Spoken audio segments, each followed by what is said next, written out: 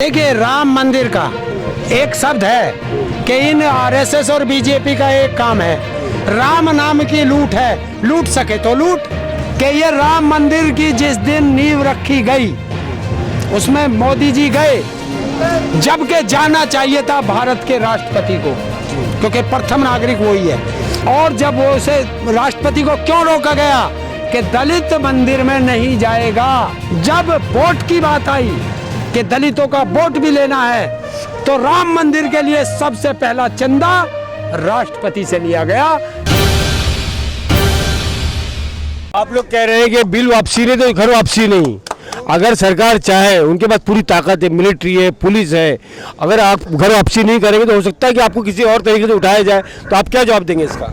देखिए, हम असहयोग आंदोलन है, शांति प्रिय आंदोलन है। वो लाठी चलाए, गोली चलाए, तोप चलाए, उनके पास वो भी है जो अभी खरीद के लाया, राफेल चलाए, सब खाएंगे, हाथ नहीं उठाएंगे। छेड़ दो, हम पूरी तैयारी से बैठे हैं कि शांति पूर्वक आंदोलन करेंगे।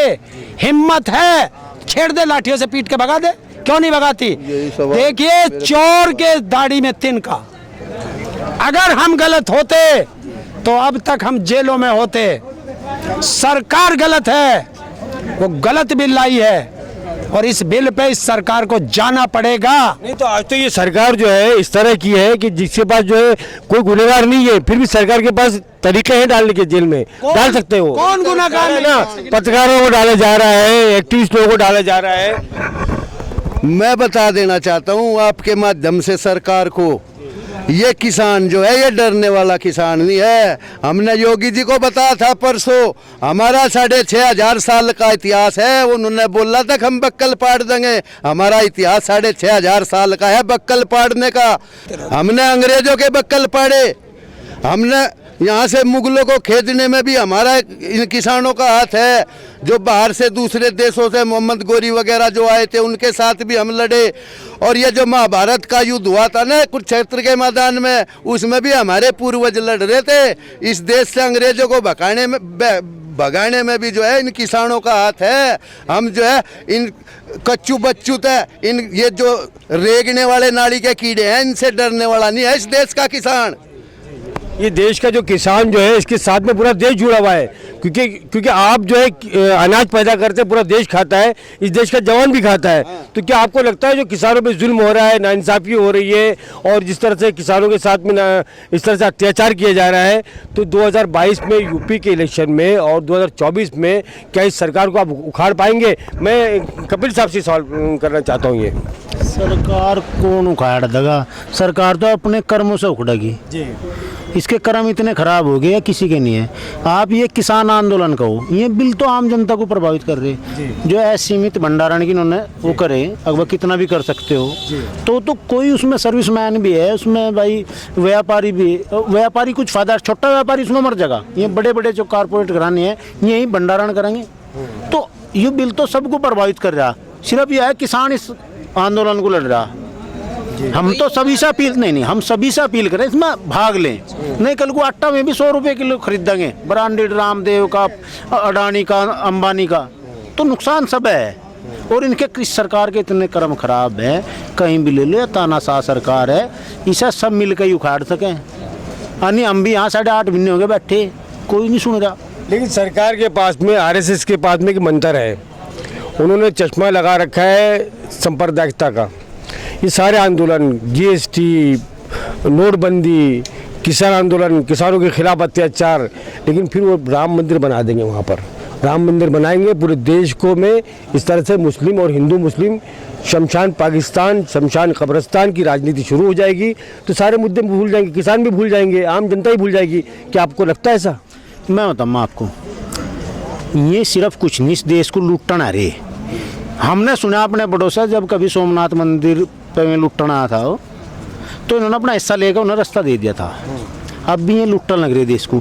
और जो ये आरएसएस के कर्मचारी हैं ना, कर्मचारी बोल लो ना आप, ये कोई इनके पदाधिकारी या सेवक नहीं है या संघ के इनकी सबकी जो है ना लूट का वो दे रखा है, सबकी हिस्सेदारी है। अगर भाई सब 2 लाख रुपये महीना का है, इसे लाख का है, इसे 50,000 का है, सब इनके पेड कार्यकर्ता हैं। और यहाँ जो बैठा किसान आंदोलन में कोई, ये तो बिल्कुल अपने मन से बैठे, नहीं बात जो पेड़ हो काम ज़्यादा कर लगा। लंबा समय है। नहीं, कपिल साहब की बात पे आगे जाते हैं हम। जैसे कि कपिल साहब ने कहा कि ये पेड कर्मचारी है ना, ठीक है। हाँ, पेड है। राम मंदिर का जो कोई घोटाला हुआ, अभी पैसों को घोटाला हुआ राम मंदिर के चंदे में, उस पर ताऊ जी आप क्या कहेंगे? आप लोग क्या कहना चाहिए? आप तीनों से सवाल है। देखिए, राम मंदिर का एक शब्द है कि इन आरएसएस और बीजेपी का एक काम है, राम नाम की लूट है, लूट सके तो लूट। आप मुझे बताइए, उस चंदे में कौन, मैं खुला आरोप लगा रहा हूँ, योगी जिम्मेदार है। कैसे? किसान बैठा रोज बैनामा करता है, कोई बेचता है कोई खरीदता है, सर्किल रेट से कम पे कहीं बैनामा नहीं होता। जब उस जमीन का सर्किल रेट 5 करोड़ 80 लाख रुपए था, तो उसका बैनामा 2 करोड़ में कैसे हुआ? सबसे पहला काम तो रेवेन्यू की चोरी किसने कराई? योगी ने, और उनके खिलाफ मुकदमा नहीं दर्ज किया। वही 5 मिनट के अंदर 18.5 करोड़ में राम के नाम आ जाती है। तो जो जमीन 2 करोड़ की थी उसमें रेवेन्यू खा लिया, फिर वो 5 मिनट बाद 18.5 करोड़ में बिकती है। तो ये चोरी कौन करा रहा? और उत्तर प्रदेश का मुख्यमंत्री बैठ के कहता है कि इसमें कोई घोटाला नहीं हुआ, तो ये है इनकी लूट। और राम मंदिर, ये भी जो इसमें मिले हुए इस घोटाले में, बिल्कुल। और राम मंदिर की सुन लीजिए, मैं SC ST OBC इनसे ज्यादा कहना चाहता हूँ कि ये राम मंदिर की जिस दिन नींव रखी गई, उसमें मोदी जी गए, जबकि जाना चाहिए था भारत के राष्ट्रपति को, क्योंकि प्रथम नागरिक वही है, लेकिन उसको क्यों नहीं ले गए? कि वो दलित था।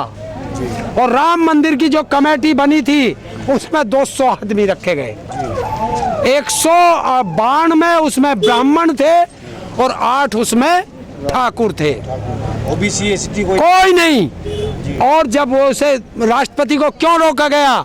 कि दलित मंदिर में नहीं जाएगा, गारा पकड़ाएगा, सीमेंट की वो पकड़ाएगा, चिनाई कराएगा और मंदिर के बाहर कटोरा लेके भीख मांगेगा। दूसरी चीज, जब वोट की बात आई कि दलितों का वोट भी लेना है, तो राम मंदिर के लिए सबसे पहला चंदा राष्ट्रपति से लिया गया कि दलितों ने भी चंदा दिया। ये है इसकी सच्चाई। सबसे बड़ा आंखों में धूल झोंकने वाली बात कि आज देश में जो है हिंदुओं के नाम पर दलितों को, OBC को, ST को साथ में लिया जाता है, लेकिन जब मंदिर में जाने की बात आती है तो दलितों को एक तरफ कर दिया जाता है। इसमें मैं कपिल साहब से भी सवाल पूछना चाहूँगा। इस पर इनके यहाँ किसी की कोई वक़्त नहीं है, चाहे उसमें भाई दलित हो या हिंदू हो, ये लूट रहे। आप इसका एक स्टिक जवाब है। आप ये देखो, हमारे राम है, हमारे दिल में बसे है, हमारे शरीर में है, सबके मन में है, और ये उसी का मुद्दा बनाया गया। चुनाव मुसलमान भी आदर करते हैं, मुसलमान भी आदर करते हैं, सब करते हैं। मुस्लिमों ने अपनी जो है वो दे दी, वहाँ जमीन सब काम कर दिया, कोई ऐसी बात नहीं है, ना उस पर कोई आपत्ति डाली ना कोई बात, सबकी आस्था है राम में। पर ये बताओ, ये अब से राम हमारे थे, वो पूर्वज है हमारे, सब सम्मान करते हैं, ये भविष्य की बात क्यों नहीं करते? जब भी चुनाव में राम मंदिर को लेकर बैठ जाए, उससे हमारी शिक्षा मिलेगी, क्या मिलेगा? भाई राम मंदिर है, बनना सबका सहयोग हम भी देंगे, बढ़ चढ़ के जो भी होगा हम भी देंगे।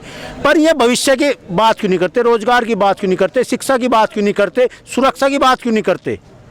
नहीं करते। सिर्फ हमें जो है भूत में ले जा, भूत में वो ले जाएगा जिसे कुछ करना नहीं।